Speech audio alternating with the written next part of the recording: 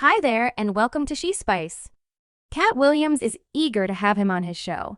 This disclosure raised many eyebrows on the grounds that, as you might know, numerous people in the business are avoiding highlighting feline on their shows. Why do you request it? Well, it's the trepidation from confronting some serious reactions from the higher-ups he's been uncovering. Yet Joe Rogan is thinking outside the box here. His strong move has sent shockwaves through being a fan, causing numerous to accept that Rogan isn't simply offering empty talk. The good gracious word on the road is that Rogan could really be a devotee to Williams' disclosures about the business and how jokesters, for example, Kevin Hart and Steve Harvey, are being utilized as mannequins by the people pulling the strings for setting. Williams hinted that Steve Harvey counterfeited Mark Curry's job as Imprint Cooper in Hanging with Mr. Cooper on his series, The Steve Harvey Show. The very Steve that went to go watch Imprint Curry do his entire sitcom and afterward took all that Imprint Curry had. He likewise stated that Harvey could never make it as a celebrity, which is the reason he sticks to facilitating family quarrels in sitcoms. Then you ask him for what valid reason you are not a celebrity. I would have rather not been a famous actor. Williams proceeded with this the very end that detested on Bernie Mac. With this equivalent thing, there are 30,000 new scripts in Hollywood. Consistently, not one of them requested a hick dark fella that can't talk great. Furthermore, seemed to be Mr. Potato Head there ain't none you must have.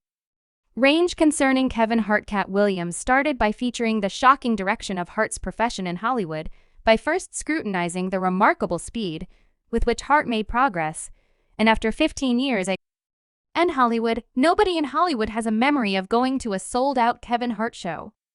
There was a line for him to truly get a deeply heartfelt applause at any parody club. Williams continued and recommended that Hart's quick climb was surprising and suggested the conversation starter of whether Hart had genuinely put in his time in the serious universe of stand-up satire. The jokester underlined the meaning of the excursion and addressed whether Hart's apparently momentous achievement was demonstrative of an alternate story he previously had his arrangements when he arrived. Have we known about a humorist that came to LA and in his most memorable year in LA, he had his own sitcom on network TV and had his own film called Soul Plan that he was driving no in the meeting?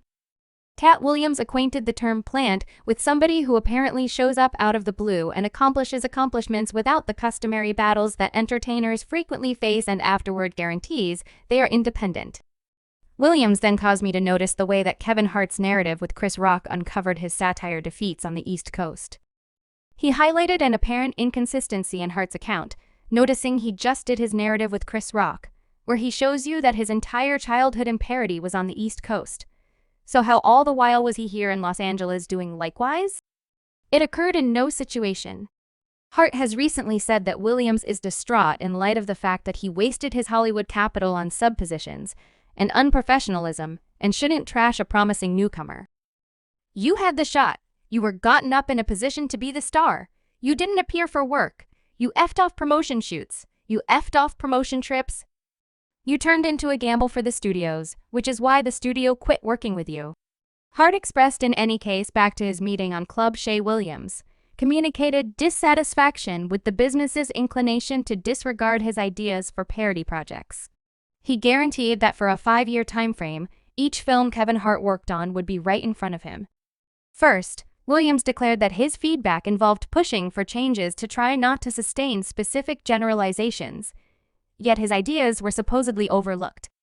This drove him to question the realness of the business's obligation to variety and development. Feline Williams likewise resolved the issue of comedic principles. During the meeting, he made sense of the fact that his refusal to think twice about specific substances, explicitly keeping away from obviously gay subjects, had prompted him to miss out on open doors. Williams contended that he wasn't against humor, but supported a more insightful and chivalrous way to deal with satire that didn't depend on obsolete and possibly hostile figures of speech. You see, Feline has a long history of getting down on Hollywood elites and their obscure approaches to controlling dark, famous people. In a 2013 meeting with Dark Tree Television while examining his job at Startling Film, 5 felines dug into a few fascinating themes, including a hypothesis about dark entertainers being compelled to wear dresses on screen to advance to a higher degree of distinction. It's significant that this interview came out not long after Kevin Hart showed up on a SNL play wearing a dress, setting everything up. Ed, when Dave Chappelle, one more respected jokester, showed up on Oprah's show in 2006, he talked straightforwardly about his refusal to acknowledge a $50 million arrangement from Fun Times TV. He felt that such arrangements accompanied surprises, and he was reluctant to be controlled or embarrassed for a check. Chappelle's disclosures didn't end there. He related being approached to profoundly wear a dress for a film scene, an encounter that left him awkward as per him. Numerous comics had confronted comparative circumstances unfolding on screen, and it frequently harmonized with a basic point in their vocations. This was also a sign of approval for the common business conviction that dark performers expected to pass this unconventional boundary to propel. Quick forward to 2012, when Kevin Hart got some information about Dave Chappelle's claims during a public broadcast, while he didn't expressly say no to truly wearing a dress. Hart underscored the significance of individual limits. He expressed that crossing these limits was non-debatable for him. You must have limits. You must have limits that you won't cross. He even referred to instances of strange solicitations he had gotten.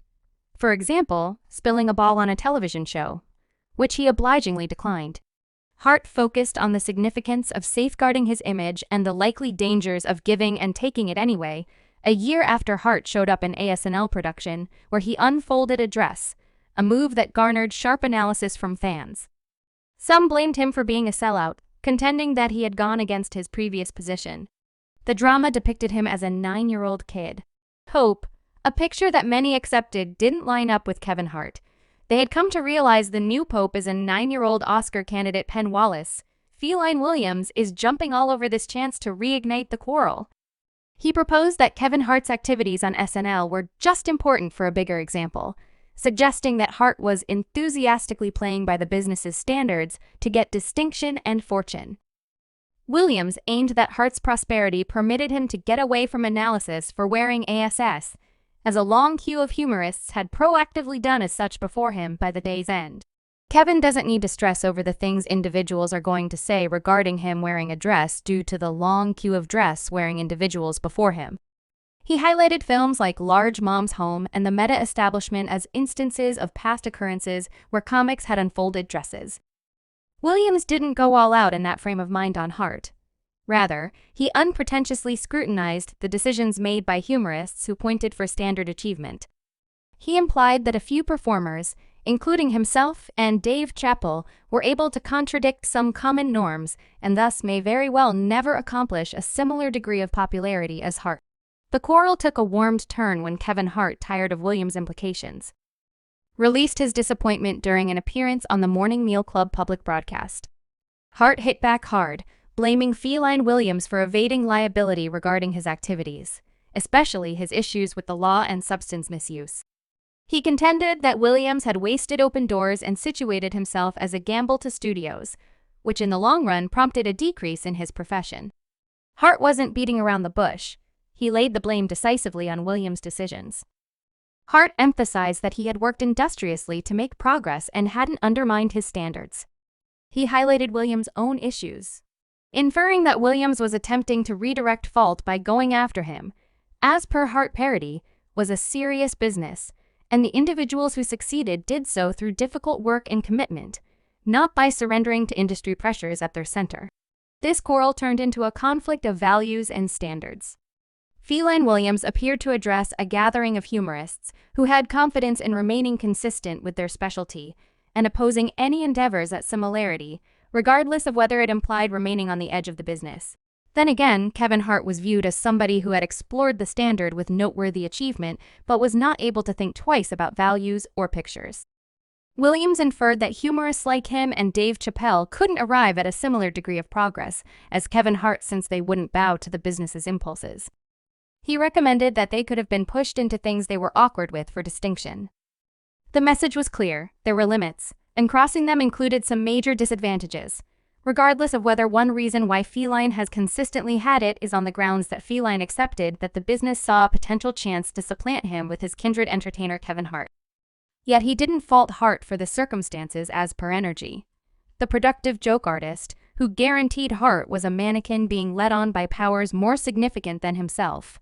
Yet Williams, likewise, declared to him that Hart being a mannequin wasn't his issue while contrasting himself with the genuine story star. We don't fly off the handle since I'm superior to a few dark fellows, which means I'm worse than no dark fellows. Hart said. I'm saying if you subscribe She Spice for more video.